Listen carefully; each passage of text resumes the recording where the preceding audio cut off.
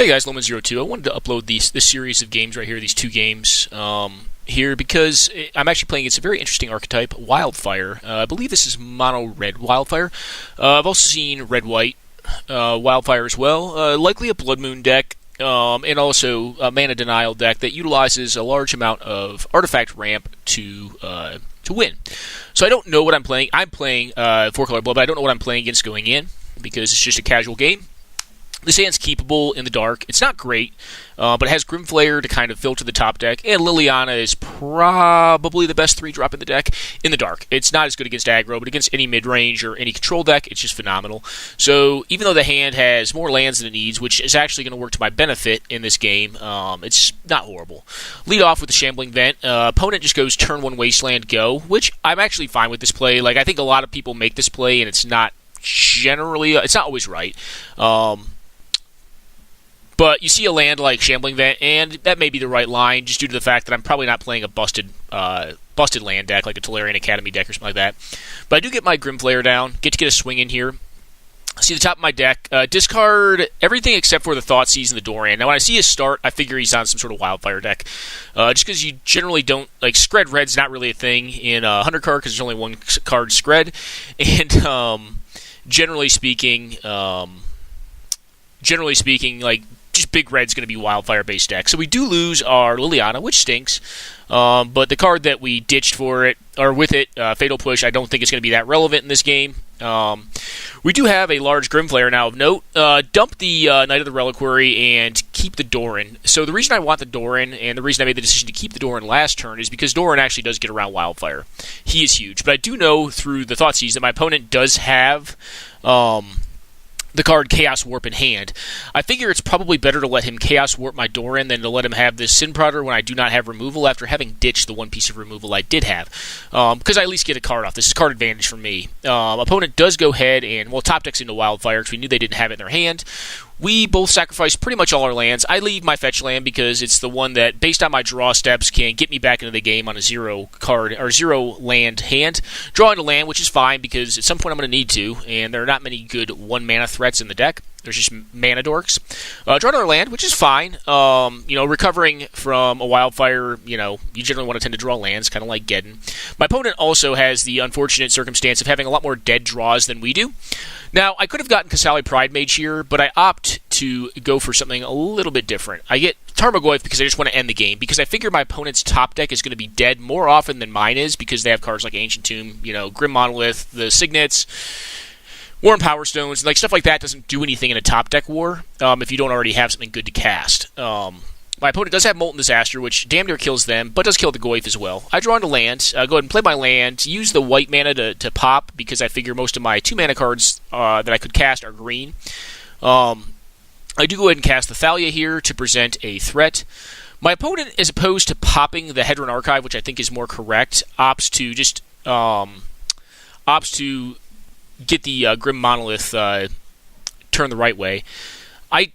They cast Faithless Looting here too. I think what they needed to do is actually pop their Hedron Archive for 2 mana, which is going to drop them on their mana count, but I think realistically, if they know they drew Faithless Looting, you can't get cards off Faithless Looting because it's card disadvantage the turn it comes into play. So here they just discarded a Sundering Titan, which let's do the math here. So if they tap Warm Power Stone, they're down 2. They're down 2 automatically off the Hedron Archive, but they can draw 2, which allows them 2 Faithless Looting. They're still floating 1 right now, and yeah, they'd be short on casting something as big as the Sundering Titan, but they could cast Chandra Pyromancer. Does that do anything? Not really. It just draws them an extra card.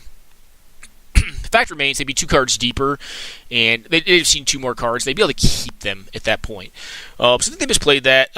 We had lethal regardless if they tapped the Ancient Tomb at any point in time, due to the fact that we have Kasali Pridemage, which would have made our Thalia a 4-power attacker.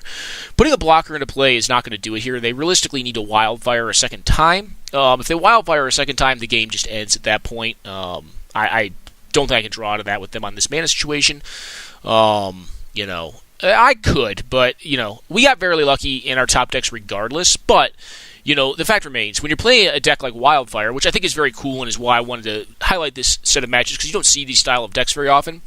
The problem you run into is you're going in strategy with your hand is going to make your play fairly narrow. You don't have a ton of choices, so it makes it more of a predatory strategy, i.e. it's not going to be great against everything. So, like, what is Wildfire really bad against? Like, mono blue decks. Like, if I just have counter spells, like, I don't care. Like, so the reason counter spells are great against it is because they only have, like, 1 to 2 relevant spells in hand most of the time, because the rest of them are just enabling or bridging spells that you don't need to counter because, like, Mox Opal and Talisman of Indulgence or Is It Signet are irrelevant on their own unless they can allow the opponent to play a card that actually matters. So it means the density of their relevant cards is going to be lower. Which I think is what allowed me to win here. Now, my going-in strategy for Game 2, is to remove most of the removal and try to get a Planeswalker threat down because they're, realistically, they're going to be the hardest to deal with. So, what do they have to deal with? Like, Planeswalker threats, they have stuff like Chaos Warp, and then, like, they just need to play a big threat or, like, a bunch of burn to kill them, which generally is going to mean card disadvantage for them to do, and, they don't get killed by Wildfire, which most of my creatures will. So, going into Game 2, this one is a little...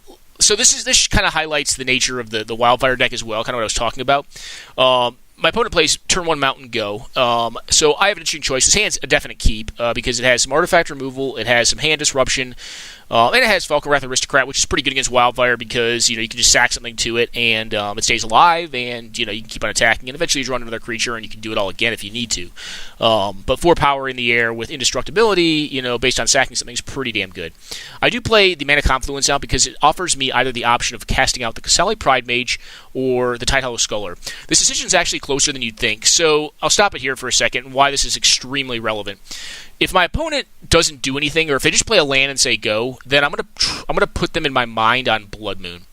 Because they're a burn-based deck, if they play their second land, I'm probably actually going to go for Kasali Pride Mage, because that requires them to kill the Kasali Pride Mage if they've cast something like a Signet or something like that on their turn, which limits them on mana and can allow me to forestall a Blood Moon being resolved. If this happens, which is a greedy keep, and again, like, a lot of their cards don't do anything on their own, they just make more mana and bridge into more plays. As you can see, like, Boros Signet, Hedron Archive, Rakdos Signet, and Scroll Rack. These are all cards that just bridge. The rest of the cards actually have board impacts, like Fiery Confluence, awesome board impact card. I would never, talk shit on the card. Anger of the Gods, also phenomenal board impact, very good against my hand if my opponent can cast it. So, what my options are here is I can either take their relevant spells or take their bridging cards. What I opt to do is actually take their bridge cards, because even if they are able to find a land next turn and resolve the other Signet, I'll be able to Kasali Pride Mage it and hold them back on mana. And if they don't, then I'm going to bridge myself into a Duress turn where I play Duress and also play Kasali Pride Mage to attack for 3 power and have onboard artifact removal. So the land play was actually fairly significant there in leading with the Mana Confluence, because it offered me several options in how I played this game out. I get rid of the other Signet, so my play's a little greedy as well. There's a fine line. So I am often not a huge fan of land destruction style decks, unless they utilize land destruction, which is essentially what I'm doing with my hand disruption right now. I'm taking away my opponent's mana resources, invested mana resources, because I'm able to present a sizable enough clock underneath them that the 1 to 2 draws they get, I am assuming the risk will be irrelevant to allow them to enact their board control program, which is going to include those burn spells. So we get Kasali down, hit for 3, and say go. So I guess tying back into like why I think land destruction or mana disruption in general can be a trap for a lot of players is because they don't use it in a way that enacts their primary game plan. Here I'm utilizing it as a tempo play. Think of it as Mana War. It's slowing them down by 1 turn so that I can hit them for more damage and eventually kill them. So it's a very proactive use of mana denial, which I think when you're talking about mana denial, you generally want to be proactive. Now, there are some decks that are not proactive mana denial decks, like, I would reference, like, some older, like, Alaro EDH decks where, you play, Wrath of God, Armageddon, and, Winter Orb all in the same deck. But those also, consist of a large volume of invested cards as well that are, similar to what my opponent has, like Signets and stuff like that. So they're kind of on a similar game plan. They're stacks decks, they're prison-style decks. And that plan can work. I'm not saying it can't, but, The problem with prison-style decks is that they often cannot play around top decks that their opponents have, which is a weakness of them. So that's kind of my rant on land destruction, and kind of I wanted to highlight it because I think it is interesting. I have a very good draw here and hit Reclamation Sage. Now, I make an interesting call here. I actually don't want to allow them to filter their hand. I like their hand being just as bad as it currently is. I could have gone for the Falconwrath Aristocrat, which may have been more correct in this line, due to the fact that it kills them faster, but I kind of wanted to see one more draw step out of them and one more draw step out of my deck. Now I go for the aggressive line and just start slamming. It also allowed me to leave up Kasali Pride Mage in case they played a different signet. So they go ahead and do this. This is a play error here on my part. I should have actually sacrificed the Tidehollow Sculler as well, just due to the fact that it would allow it to be in my graveyard, which is relevant when you draw cards like Kolaghan's Command or Renegade Rallier. And we go ahead and just burn them out here. So, to kind of wrap it up, because I kind of wanted to highlight really my opponent's deck, because I think Wildfire is a very cool archetype. I've built with it a couple times. I've yet to play it because I don't think the meta has been extremely ripe for it. I think where it tends to shine is against mid-range and control archetypes, but not like mono blue control, like 3-color control, escape shift. It tends to be pretty decent against. But Big Red's a pretty cool archetype. I just think that it's more of a predatory strategy because it requires so many invested cards to make the cards that it is built around actually good, that you can run into some dead draws where it should have a good matchup against most mid-range decks.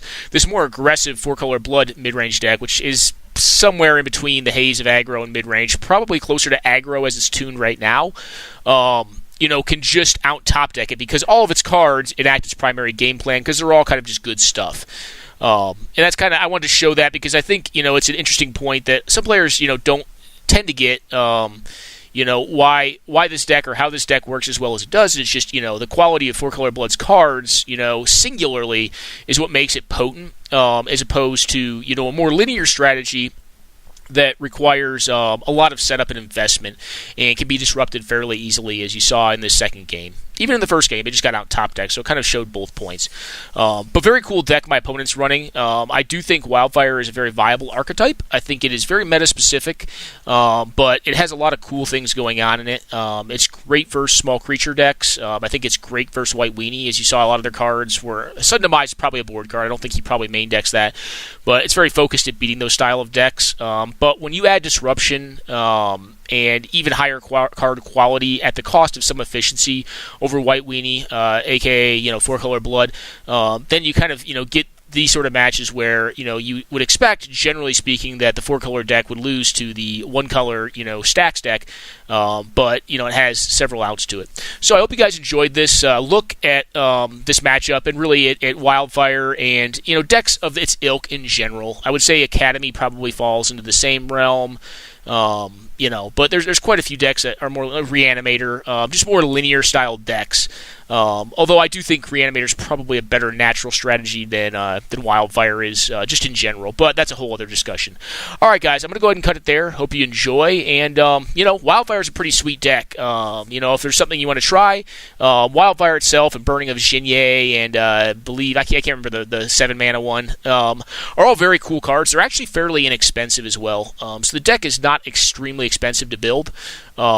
And build it well, but like I said, it is a meta-specific deck, but I think it is pretty cool to brew with. So give it a shot. I would try to pick it up, try to tune one, and show me what you come up with. All right, guys, enjoy and take care now.